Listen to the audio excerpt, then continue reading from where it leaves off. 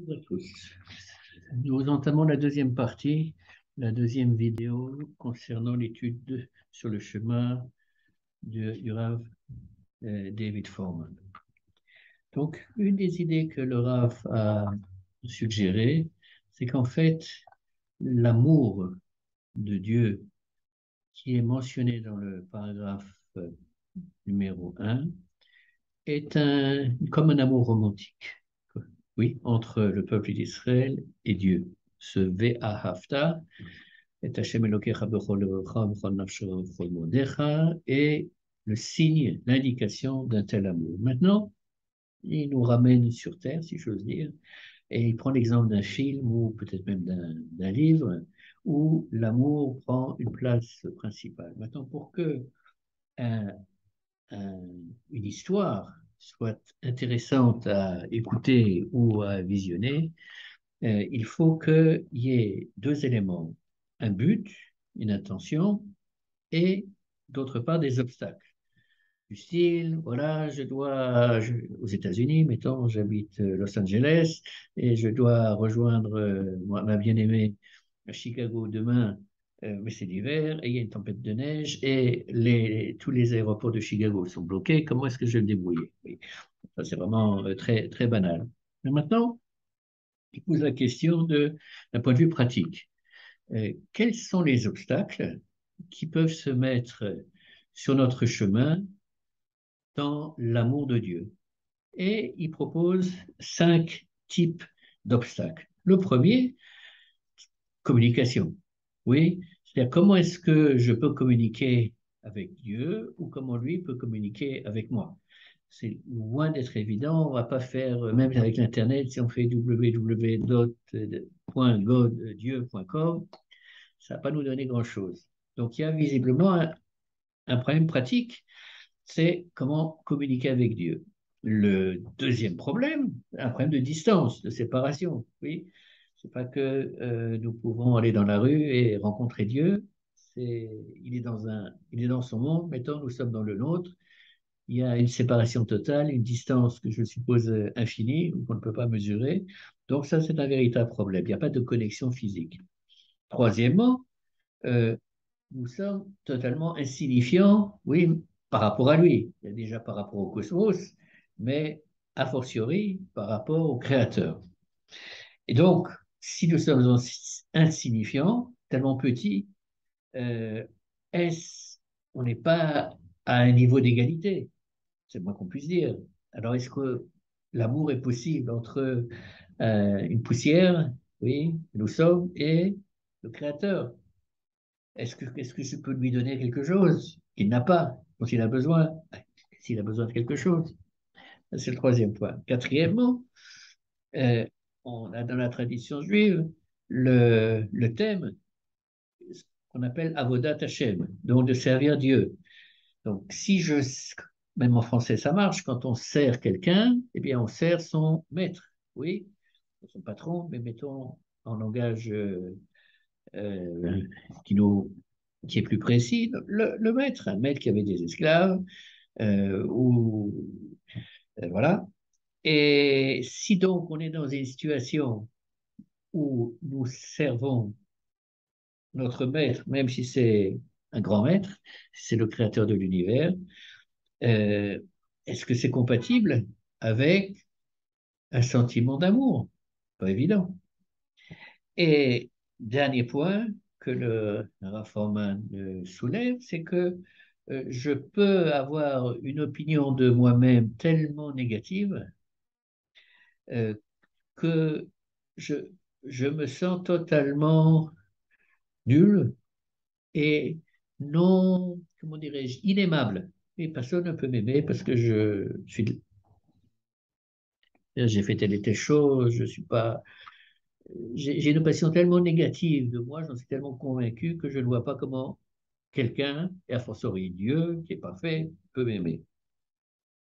Ces 5 obstacles euh, que nous venons de décrire et qui peuvent intervenir dans la relation entre l'homme et Dieu peuvent bien évidemment également intervenir entre un homme et quelqu'un d'autre, sa femme, sa bien-aimée, etc. Maintenant, il revient, on va revenir à ces points-là, mais en attendant, il revient au début du schéma et il nous fait faire la réflexion suivante. Shema Israël, donc le premier mot, c'est schéma, c'est donc écouter, entendre. Qu'est-ce que ça signifie? Ça signifie que il y a, oui, une communication possible d'une certaine manière avec Dieu, c'est que nous pouvons entendre sa voix. C'est-à-dire que aujourd'hui, peut-être non, mais au mont Sinaï, lors de de la révélation, effectivement, nous n'avons rien vu. D'après, si vous reportez au texte de la révélation du Har Sinaï dans Parashat Yitro, oui, la montagne était couverte de nuages noirs. Le peuple d'Israël n'a rien vu, mais il a entendu. Oui, on a entendu les colottes, les voix de Dieu. Donc, d'une certaine manière, dit le Rav Foreman, Dieu peut parler et nous pouvons entendre.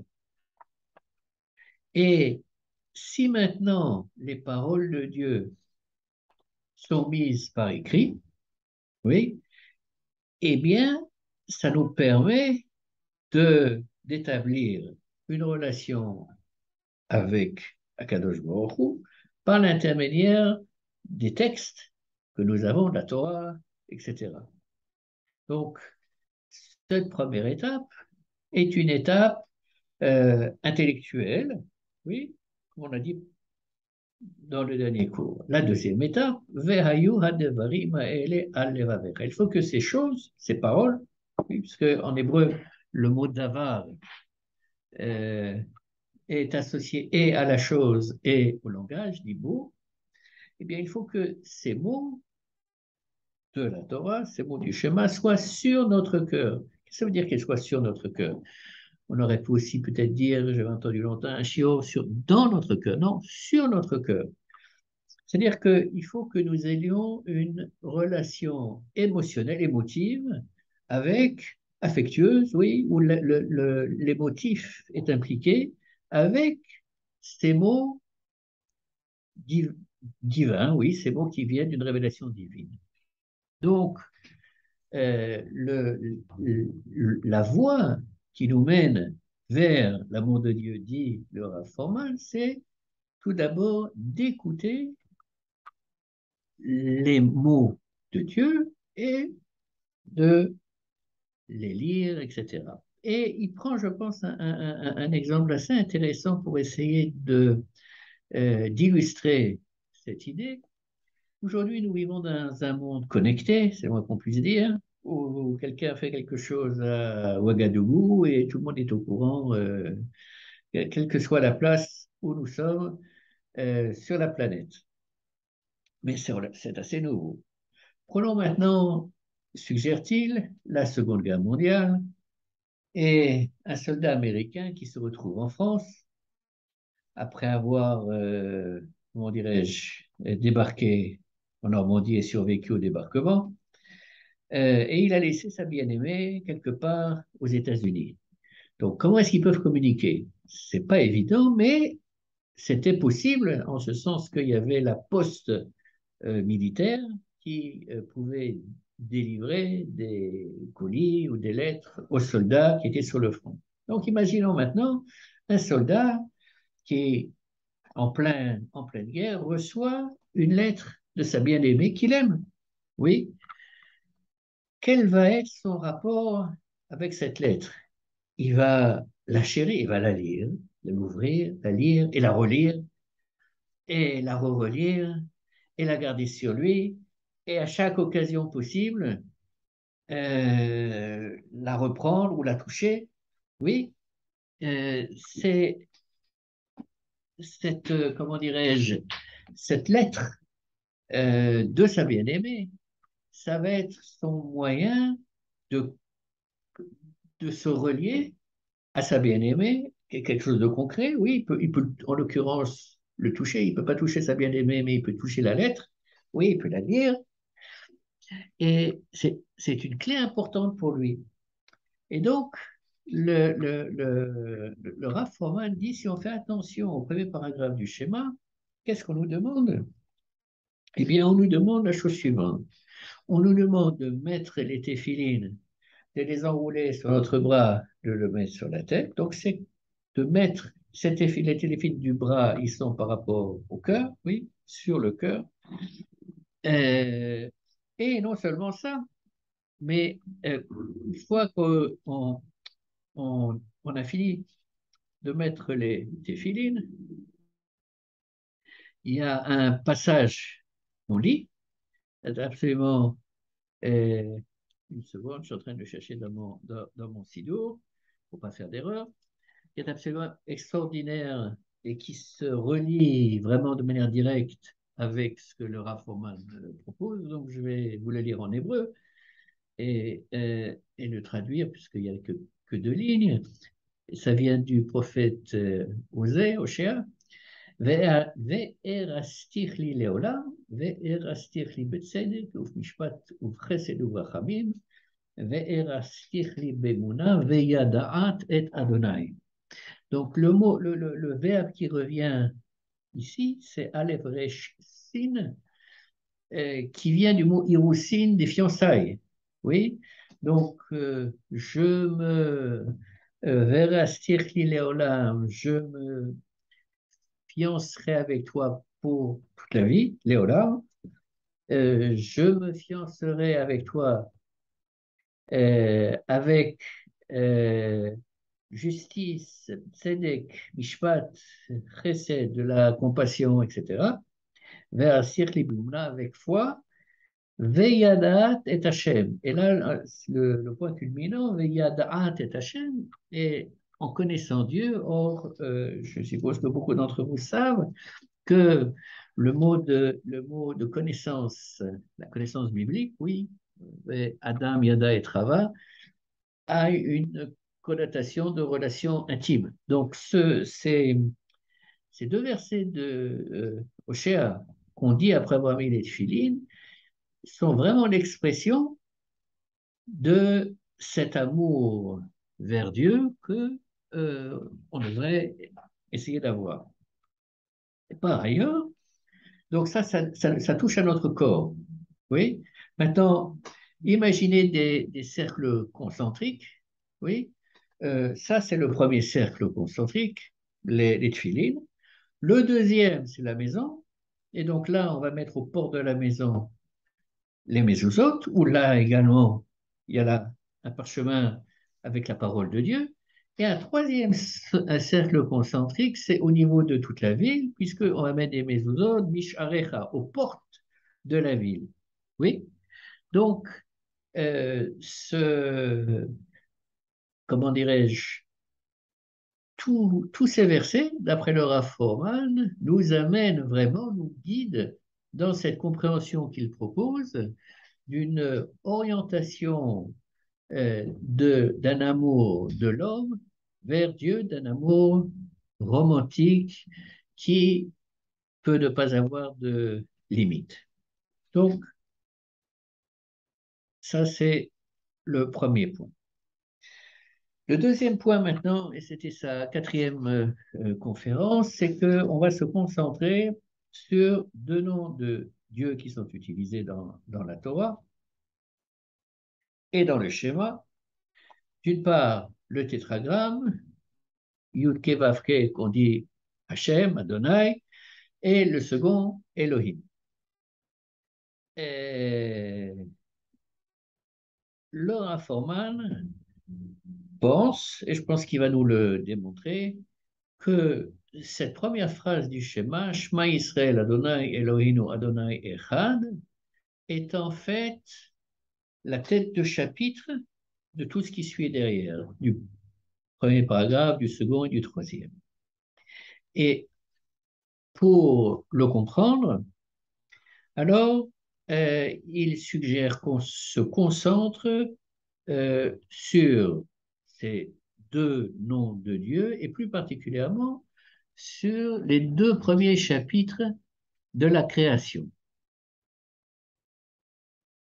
Et comme vous le savez, dans le premier chapitre de la création de la Genèse, premier chapitre, le nom de Dieu qui apparaît, c'est Elohim.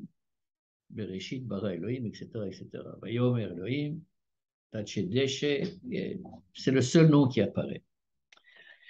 Dans le deuxième chapitre, le nom qui apparaît, c'est Hashem Elohim. Oui, il revient de manière constante dans le second chapitre. Bien. Qu'est-ce qu'est en quelque sorte la racine du mot Elohim, dit le Raffoman, c'est le mot El, E-L, oui, qui en fait signifie pouvoir, puissance, avec un P majuscule. C'est, euh, pour l'illustrer, il prend un verset, vous vous rappelez quand Lavan va se mettre à la poursuite de Yaakov et le rattrape la nuit après que Dieu lui ait parlé. Euh, Lavan dit à Yaakov, Yesh le'el yadi lasot imachem ra. Le'el yadi, c'est-à-dire j'ai le pouvoir de faire du mal. Oui. Et à propos, du pluriel du mot Elohim, oui, El, c'est au singulier, Elohim, c'est a priori pluriel, donc c'est problématique d'une certaine manière. Donc, le Raffoman explique que le deuxième commandement des 10 commandements du mont Sinaï, qui est Lo yelecha Elohim achirim al panai, tu n'auras pas d'autre Dieu euh, sur ma face, si ce n'est moi, ne signifie pas qu'il y a une interdiction de servir d'autres dieux, parce qu'il n'y a pas d'autres dieux. Il n'y en a qu'un, c'est Akadosh Baruch Hu. Les autres, certains ont pensé qu'il y avait d'autres dieux, mais il n'y en a pas. Mais en fait, qu'il s'agit non pas de servir d'autres dieux, mais de prêter un serment d'allégeance à d'autres pouvoirs, à d'autres puissances. Oui, dans l'Antiquité, donc, qui était considéré le dieu de la mer, du soleil, etc., etc. Mais ce que je souhaiterais proposer, ça c'est une idée personnelle, pas le Raffoman euh, qui, qui en parle dans ses conférences, c'est que, à mes yeux, il y a beaucoup d'idéologies, comme le communisme par exemple, de religion, à certains moments de leur histoire, qui sont d'une certaine manière devenus ce qu'on pourrait qualifier d'idoles, de Elohim Achim, de puissance. C'est-à-dire que leurs adhérents, oui, aux communistes, il n'y a pas besoin de revenir tellement longtemps en arrière, et que ce soit en Union soviétique ou en Chine, ça a été la même chose. Leurs adhérents, en leur croyant, considèrent que leur idéologie ou leur religion est la seule vérité vraie à laquelle tout doit être subordonné et, si nécessaire, sacrifié. Je ne vais pas trop m'étendre, mais nous savons tous, dans l'histoire de l'humanité, combien de dizaines de millions de personnes ont été sacrifiées sur l'autel de ces différentes idéologies. Je reviens, après cette parenthèse, au discours du Raffoman, qui dit qu'en fait, quand on appelle Dieu Elohim, il ne s'agit pas de son nom, mais d'une description de la divinité comme un pouvoir transcendant. Et de là, il dit ainsi, l'adoration, oui, d'idole, de worshiping de Dieu, avec un petit d, est quelque chose d'ancien. Oui, vraiment. Maintenant, demande Raffoman, quel Dieu des Juifs adore-t-il? Qui est notre Elohim? Et le Raffoman dit, la réponse est donnée dans le schéma. Hashem hu Elohim. Ou plus exactement, et plus précisément, notre Elohim, c'est Hachem. Hachem Eloheinu. Oui, Shema Israël, Adonai Eloheinu, Adonai Echad. Donc, on a l'habitude de lire, comme c'est écrit, Hachem Eloheinu, mais en fait, l'explication, et c'est quelque chose, je pense, qui est très important et central dans le développement que le Rav Foreman va faire dans la suite, c'est que c'est euh, Elohim qui est Hachem. Maintenant, qu'est-ce que ça signifie? Et le Rav Foreman nous dit en fait, pour le comprendre, on va aboutir à une innovation centrale dans le judaïsme. Et à nouveau, il nous ramène maintenant au chapitre 2 de la Genèse, où Dieu est appelé en permanence Hachem Elohim. En fait, si vous comptez le nombre de fois où ces deux noms apparaissent, ça apparaît 19 fois. 19 fois, c'est pas rien. Et euh, le chapitre 2 de la Genèse, c'est pratiquement le seul endroit où ces deux noms, Hachem et Elohim, apparaissent en même temps. Ça doit être dans peut-être un ou deux autres versets de la Torah, mais c'est tout. C'est extrêmement, extrêmement rare. Et donc, le Rav Foreman demande comment est-ce qu'on doit comprendre la différence entre Dieu en tant que Yudke Vavke, en tant qu'Hachem, et Dieu en tant qu'Elohim, sans pour autant rentrer dans l'explication traditionnelle des attributs divins, selon lequel le premier nom Hachem, c'est la miséricorde, et le second Elohim, c'est la justice. Et comme ces deux noms apparaissent au début de la Genèse et dans l'histoire de la création, le Rav Foreman suggère qu'en fait, euh, il y a deux types de création. Une qui a lieu ou qui est décrite dans le chapitre numéro 1 et la seconde qui est décrite dans le chapitre numéro 2. Et Roman propose l'approche suivante.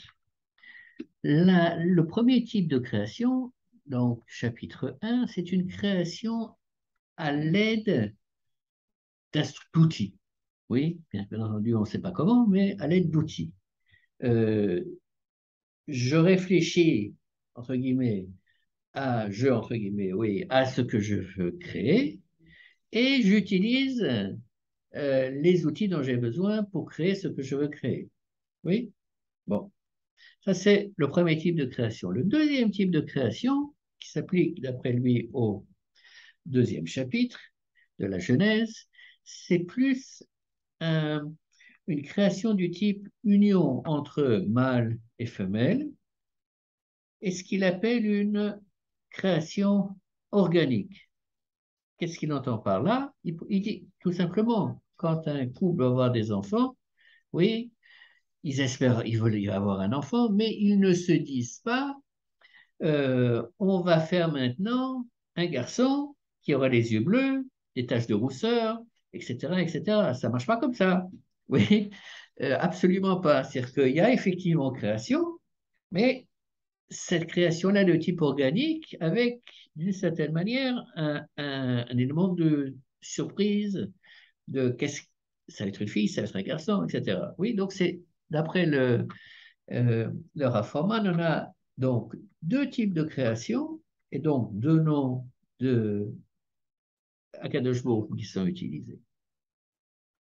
Et d'ailleurs, il fait la remarque suivante à propos du chapitre 2 de la Genèse, il commence au quatrième verset pour être précis.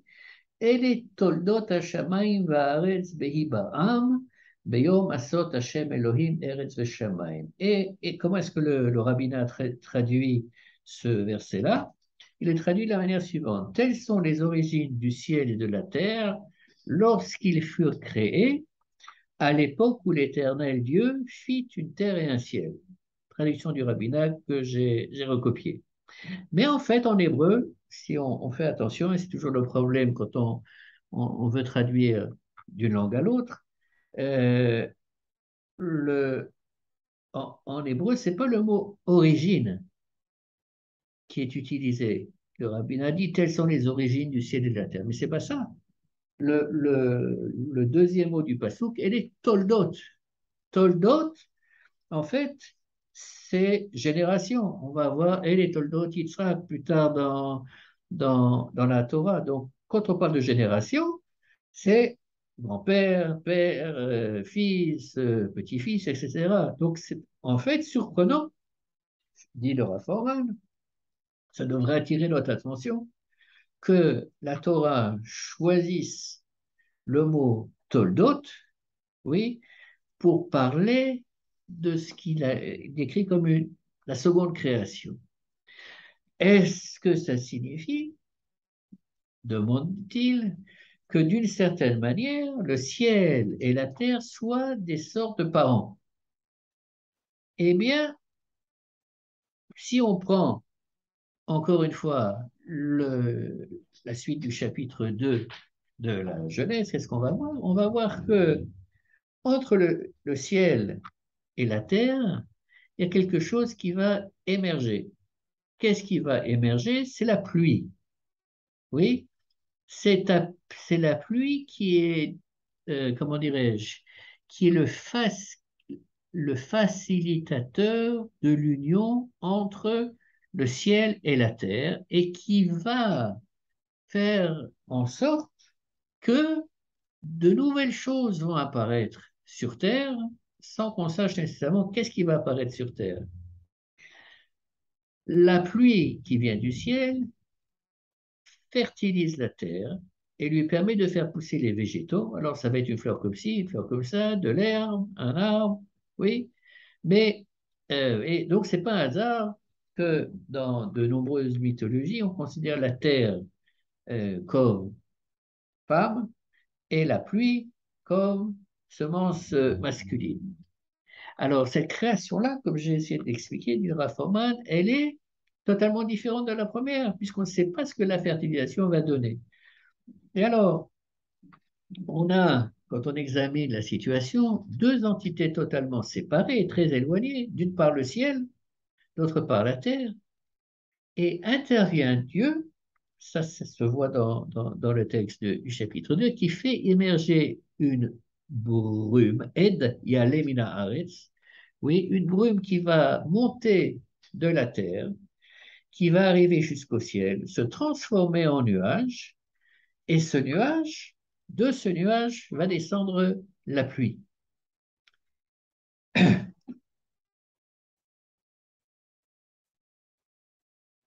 Le Raphaël, donc, après cette analyse des deux chapitres, va revenir au nom de Dieu. Et il dit la chose suivante, comme on l'a dit, le mot Elohim est associé au pouvoir, mais le tétragramme, les lettres qui forment Yud, Ke, Vav, Ke, le Yud et le He, le Vav et le He, en fait, n'a pas de signification propre, en quelque sorte. C'est la combinaison de il était, il est et il sera. Cela vient exprimer, dit le Rav Forman, que Dieu est en dehors, totalement en dehors, et du temps et de l'espace. Dans le chapitre 1 de la Genèse, Dieu est le faiseur principal, oui, le créateur, bien entendu. Et dans le chapitre 2, il intervient de manière différente. Il intervient comme l'être qui donne la vie à d'autres êtres, que ce soit des végétaux, des animaux ou des hommes. Il saute maintenant au buisson ardent, puisqu'on parle de nom de Dieu. Et quand Moshe demande à Kadosh Baruch Hu quel est son nom, ah, il se révèle à lui comme Hachem, non qu'il n'a pas révélé à Abraham, Israël et Jacob. Il lui dit, Ayez Hachem, je serai celui que je serai, qui est toujours, comment dirais-je, un passage qui est difficile à comprendre, semble-t-il, mais le point fondamental, c'est que si vous reportez à ce passage-là de la Torah, Dieu se présente comme étant avec Am Israël dans ces temps de malheur. Oui, c'est-à-dire que euh, c'est un Dieu emphatique, n'est-ce pas? Euh, et ça, c'est fondamental. C'est un Dieu que nous allons qualifier maintenant de Merachem, de Midat Arachamim, oui, puisqu'il est avec nous, alors que Elohim, c'est donc la Midat Adin. Et fait remarquer le Raforman, est-ce que ce n'est pas fascinant de voir que le chemin Israël, commence justement par le verbe Shema, qui veut dire entendre, qui veut dire écouter, et qui est en fait la clé de l'empathie, n'est-ce pas? Si nous voulons être empathiques à autrui, ben, et la première chose qui est fondamentale, c'est de l'écouter, mais de vraiment l'écouter, c'est-à-dire de ne pas l'écouter en regardant son téléphone portable, oui, mais d'être avec lui, de comprendre quel est son problème, sa souffrance, etc. Oui, cette empathie est fondamentale. Donc, revenir à Forman, quel est le Dieu que nous adorons, that we worship? Il le formule de la manière suivante: nous adorons Hachem, le tétra, qui nous aime de manière inconditionnelle et qui est également le maître du monde, Elohim, et Dieu est un. Voilà comment il formule ça. On va revenir parce que c'est simple sans être simple. Euh, demande leur informal, mais comment est-ce qu'on peut dire que Dieu est un si on vient de dire Hachem Elokeinu? Oui, Hachem, Elohim, ça fait deux. Oui, a priori, si on sait compter. Alors, il dit la chose suivante, en fait, ces deux noms de Dieu ne représentent que deux facettes de la divinité. Euh, ça ne représente pas une essence différente. Simplement, euh, il se fait percevoir, ou nous le percevons, sous des angles différents, et donc, il peut avoir en fait beaucoup plus que deux facettes, bien évidemment, mais essentiellement, il est un. Or, notre monde, comme on le disait dans la première partie, est un monde duel, avec le bien, le mal, le noir, le blanc, la justice, l'injustice, etc. Oui. Euh, et comment pouvons-nous vraiment comprendre un être? Qu'est-ce que ça veut dire que Dieu est un? Alors, le Raffoman euh, nous éclaire de la manière suivante. Il dit, Hachem, c'est notre Dieu, Hachem est un. J'ai mis de côté, il a mis de côté Elohim pour le moment. Ça veut dire que la compassion et la justice, les deux midotes, viennent ensemble. Mais quel est le résultat? Le résultat est le suivant: Hachem Echad, et non pas Hachem Elohim est un. Bon, ça va, l'idée qui va être, c'est l'idée qui va être développée, c'est-à-dire que si je puis m'exprimer ainsi pour éclairer davantage, et, la compassion et la justice finissent en quelque sorte, viennent ensemble, mais ce qui en ressort, c'est la compassion. Oui, Hachem Echad. Le Rav Foreman propose l'idée suivante pour nous aider à comprendre davantage le message qu'il veut nous faire passer. Prenons un utérus. L'utérus, en hébreu, c'est rechem, et donc c'est la même racine que rachamim, que miséricorde, que compassion. Euh, D'une certaine manière, bien que le rechem, l'utérus, soit nommé en hébreu en utilisant les mêmes lettres que celles qui désignent miséricorde, contient une mesure de din, de justice. Comment est-ce que cela se manifeste? Cela se manifeste par le fait que, en fait, 90%, si c'est davantage, des œufs qui sont des ovules qui sont fertilisés sont rejetés. Oui.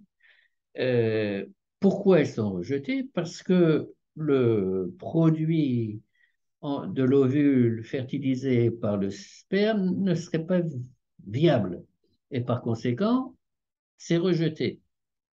Donc, on pourrait considérer que ce rejet de l'œuf, de l'ovule fertilisé, c'est une expression de midatadine, de justice, oui, de dureté. Mais est-ce que c'est vraiment le cas? Peut-être pas, puisque si ce qui a été rejeté, c'est quelque chose de non viable, est-ce que un couple, est-ce qu'une femme souhaiterait accoucher d'un enfant non viable? Malheureusement, il y a des cas où des morts infantiles très jeunes, mais c'est, au Hachem, une minorité de cas, et c'est certainement pas le souhait ni de la maman, ni du papa.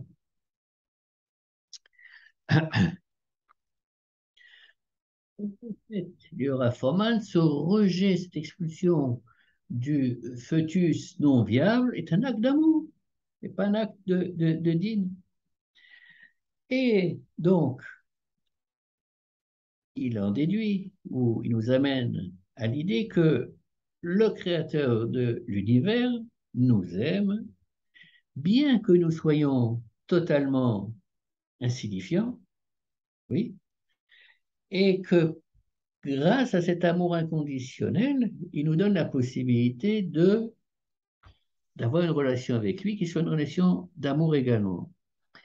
Et euh, comment dirais-je, il nous ramène à nouveau au chapitre 2 de Bereshit, et plus particulièrement à l'histoire du Jardin d'Éden et de l'épisode du serpent. Qu'est-ce que dit le serpent à Ève? Oui, entre autres. Il dit la chose suivante. Af ki amar Elohim, etc., etc. Donc, bien que Dieu ait dit que si vous mangerez du fruit défendu, vous allez mourir, en fait, il a peur que vous preniez sa place. Euh, Où se trouve, d'après le Rav Foreman, le mensonge, la tromperie majeure du serpent dans son discours? Eh bien, c'est que il dit Af ki amar Elohim, mais il ne dit pas Af ki amar Hashem Elohim. C'est tout ce second chapitre est sous le thème de Hashem Elohim. Et donc, il présente la réalité à Ève comme une réalité dans laquelle Hashem n'est pas là. Il n'y a pas de Hashem, il y a juste Elohim. Pour terminer cette seconde vidéo, le Rav Foreman dit ainsi, ça c'est ma deuxième vidéo, plus de conférences chez le Rav Foreman, que la puissance de Dieu, le power, le El, et la partie Elohim, est une fonction de sa compassion, c'est-à-dire qu'il est subordonné à sa compassion. Oui, pour que le monde puisse exister, notre monde, on a besoin de lois. Oui, il y a les lois de la nature et puis il y a les lois de la société.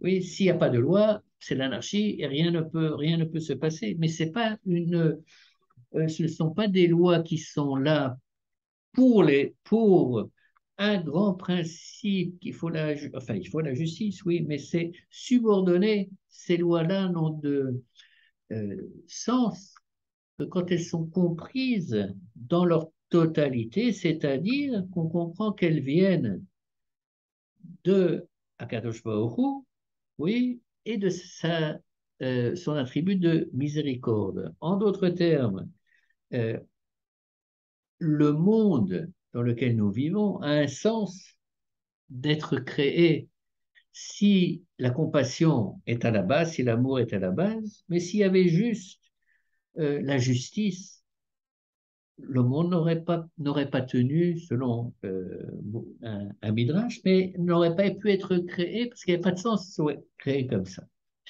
Et donc j'arrête là la seconde vidéo qui est liée à ces conférences sur le chemin du Rav Foreman.